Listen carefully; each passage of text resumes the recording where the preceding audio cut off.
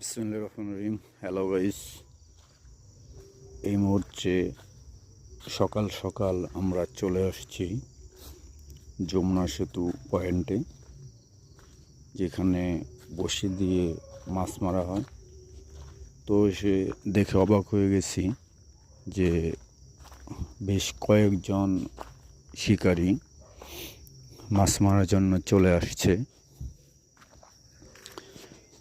তো আপনারা দেখতে পাচ্ছেন বেশ কয়েকজন শিকারী মাছ মারতেছে এখানে। কালকে একজন এসেছিল, একটা আড়ে মাছ হাতের কাছে এনে সুতা মেরে চলে গেছে। ধরবে এই সময় একটা ঝ্যাংটা দিয়েছে, তখনই সুতাটা মেরে চলে গেছে। তো মাছটা মোটামুটি ভারী ছিল, কথা বলতেছে প্রায় 4.5 কেজি থেকে 5 কেজি মাছটার ওজন হবে। কিন্তু আসলে ওনার রিজেকে নেই, তার জন্য হয়তো মাছটা তুলতে পারে নাই। তো আজকেও তারা এসেছে, বসে আছে বসি ফেলে, কিন্তু অনেক বসি ব্লকে বেঁচে যাচ্ছে।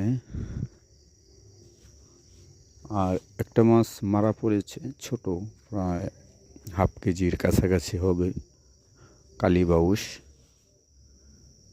মাছটা মারা পড়েছে। আর কেউ মাছ মারেনি, ইনি মাছ মেরেছে একটা কালীবাউস। আসলো মাত্র সকাল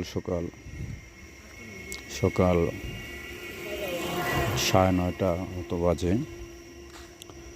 তো দেখা যাক সারাদিন কী অবস্থা হয়।